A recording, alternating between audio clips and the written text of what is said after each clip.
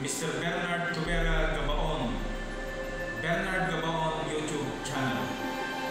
Magandang gabi, magandang umaga sa iyo pong lahat. Ikaw man ay nasa Lupalo na lugar, ikaw man ay nasa ibang bansa, ikaw man ay nasa Amerika, nasa Europa, nasa Pilipinas, at sa anumang bahin ng mundo. Good morning po.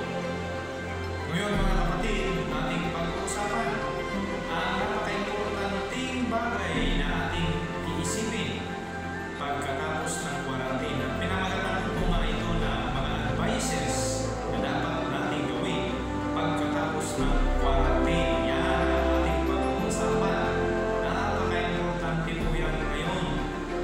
Lalo na nalalapit na yung pagkatapos ng buong quarantine sa Pilipinas. Although na may mga lugar na natapos na po yung quarantine, nag-uumpisa na po sila. Well, pwede rin yung pa rin panoorin ito at i-apply sa iyong buhay. Ngayon, punta na po tayo sa unang steps na ating bibigyan ng pansin.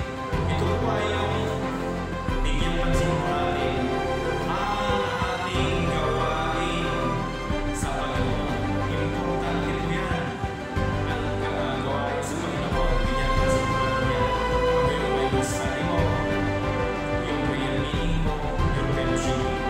Ano man ang position mo, regardless kung ano man ang ministry mo, ikaw man ay isang pastor, ikaw man ay isang bishop, ikaw man ay isang pare, ikaw man ay isang acolytes, ikaw man ay kung nasaan sekta, kailangan bigyan pansin ang iyong panunungkulan sa Diyos, sapagkat yan po ang pinakamataas na tungkulin dito sa ibabaw ng lupa. Kaya mga kapatid, una-una sa lahat, yung Bible study, kailangan magkaroon po tayo ng effort. Mag-effort po tayo upang gawin ang mga panahon na naka-quarantine po tayo. Upang sa ganun ay ma-enlighten po tayo, mabigyan po tayo ng guidance, makapagsubmit tayo sa Panginoon. Di ho ba? Ika nga sabi sa Psalms, in everything you do, put God first. Yan, napaka-importante po yan mga kapatid. Kaya sa oras na ito ay ating bigyan pansin po yan. Pangalawa ay ang mga prayer meeting po natin. Napaka-importante po ang prayer meeting. Ito po yung magkakaroon po tayo ng prayer warrior para naman po yung ating magagawang kasalanan, pagkakulang, ano man po yung basta natin hilingin sa Panginoon, ikagaganda na natin ang buhay, ikagaganda ng buhay ng mga kapatid po natin, ikagaganda ng takbo ng gobyerno natin, kailangan natin hilingin sa Panginoon, kailangan natin magaling sa mga prayer meeting, although na mayroon tayong personal prayer para sa Panginoon, gabi, umaga, oras, napaka-importante po rin yun. Magkaroon po tayo ng sa pagpipili natin sa Panginoon. Sapagkat sabi nga niya, mula sa nakatulo na gawain at katito na bumili sa atin ay pinabasbas ng Diyos. Kaya unang-unang salita, whether ito na ay ayusin natin yung ating gawain, panunungkulan sa Panginoon para maibalik po sa atin yung blessing, maibalik po sa atin yung basbas, pag-iingat, proteksyon sa ating buhay. Yan ang unang-unang advice na dapat nating bigyang pansin. Di ho ba mga kapatid? At ang pangalawa ay napaka-importante. Alam naman po ba natin, galing po tayo sa quarantine. So alam po natin yung mga preventive measures. Alam po natin yung mga social distancing.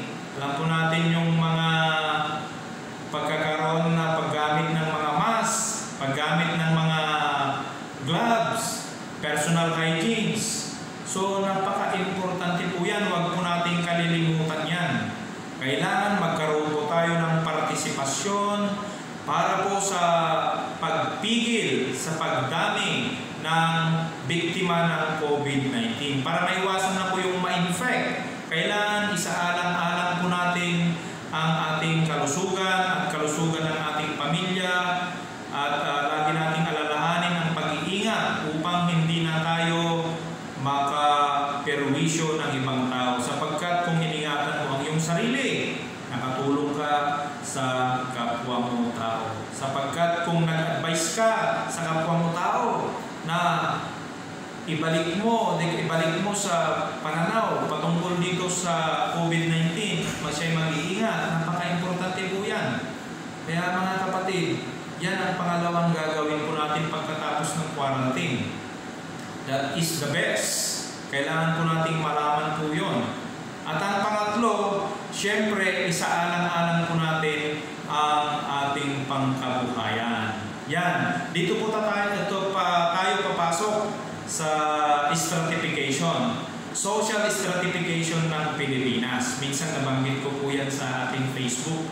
Social stratification sa Pilipinas was failed to participate. Generally speaking, hindi po specifically speaking sinasabi ko. So, ang social stratification kasi ng Pilipinas ay it is divided into three. We have the upper classes, we have the middle classes, and the lower classes. Yan mga kapatid, ang pagkakadibisyon ng mga tao sa bansang Pilipinas. Yung upper classes ay yung pong mga mayayaman. Tulad halimbawa ng mga malalaking corporation owner, yan, yung mga landlords, malalaki ang kanilang hacienda, yung mga politiko. Ayan, yan po ang sinasabi nating upper class. Yung malaki ang kanilang income. At ang middle class po ay yung mga nagtatrabaho na malaki ang sahod. Halimbawa, yung mga executive, yung mga teachers, ayan, yung mga businessman na minimal ang kanilang income, yung mga traders, ayan po yung nasa middle class. At ang pinaka-lower class po natin, pag pinag-usapan ng stratification, ay ang mga maliliit ang sahod. Yung mga minsan unemployed or self-employed, kaunti lang po income, yan po ang pinaka-lower classes. At the belonging na rin po yung mga talagang extreme poverty, dyan po natin ilalagay sa lower classes po. So, yan po, nababanggit po kasi yan kung patungkol sa ekonomiya ang ating pinag-uusapan. So, anong dapat mong gawin? Kapag pinahalagahan mo ang yung pangkabuhayan, siyempre mahalin mo yan. Mahalin mo sapagkat dyan nanggagaling ang mga biyaya.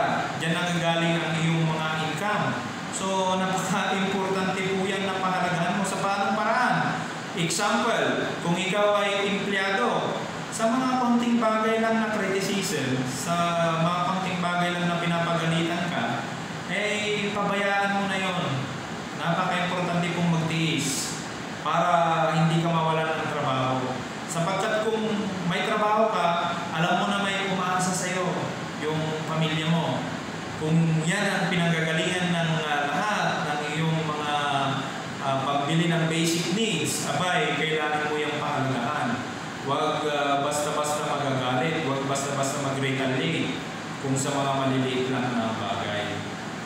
At kung ikaw naman ay isang unemployed, ay kung ano man po ang naiisip mo na kailangan mong maitanim, maalagaan, na nakakatulong sa'yo, pahalagaan mo rin yan. Unemployed means so wala kang trabaho, hindi ka na mamasukan, pero meron ka naman konti-konting tanim, o kailangan mo nang pwedeng mag-alaga o mga ibang diskarte dyan, ay kailangan mo pahalagahan. At least, mayroon kang ginagawa sa buhay na solusyon sa poverty pagkatapos ng quarantine. Di mo ba? Napaka-importante po yan. At kung ikaw ay isang businessman, magandang kinikita mo, kailangan mo po siyang aralin. Kailangan mo po siyang ilagay sa puso mo. Kailangan mo siyang gawing fashion sa buhay mo sapagkat fashion po yan. Napaka-importante po yan. Isabay mo na rin po na itanim ang iyong mga kinikita. Kung ano man po yung kinikita mo, magtabi ka. Sapagkat napaka-importante po yan. Bawat income mo kailangan mo magtabi. Yan po ang gagawin mo kapag nasa middle class ka. At kailangan pagbutihin lagi yung mga desisyon mo upang sa ganoon ay mag-rust mo, mautin mo yung mga magandang bunga ng iyong negosyo. At kung ikaw naman ay nasa upper class, wow, kailangan po talagang gawin yung sa akin lang, practical. Mahalin mo po yung kapwa Pilipino. Ika nga sabi ng mga maliliit na tao, yung mga mahihirap na tao, sana wala na lang iwanan. Kagaya po ng nangyari, mabalik na naman po tayo sa pilantropo po si Mr. Leo Marcos.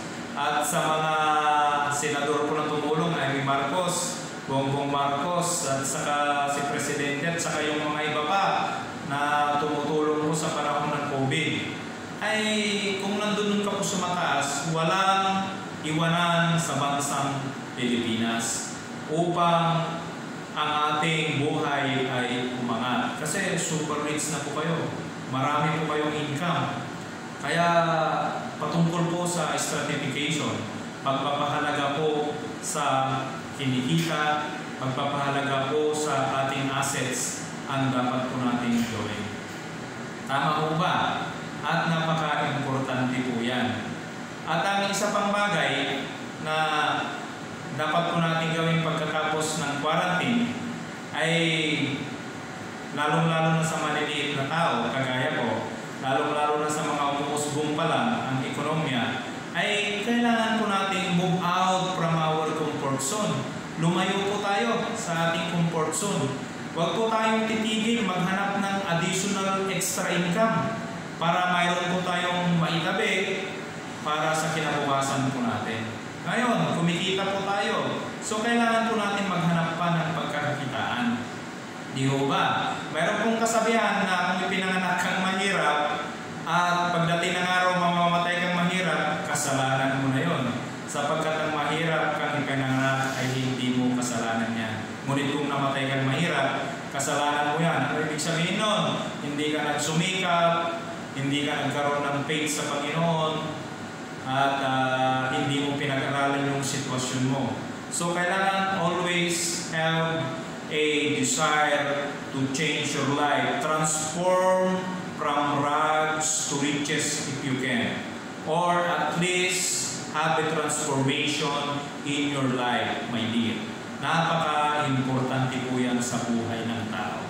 Kaya kahit ano pa man ang sitwasyon mo sa buhay, kahit sino ka pa man, kailangan mong magkaroon ng transformation.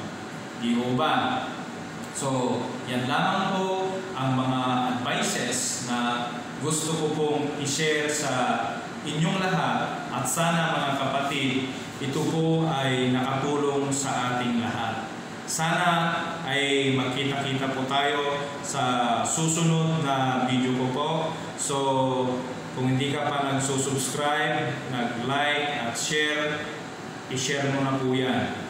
I-click mo na po yung subscribe at i-likes mo na po. Maraming salamat sa iyong panonood sa video ito. At sana'y natulungan ka ng mga advice na ito. Hanggang sa muli, Mr. Bernard Tubera, Gabaon.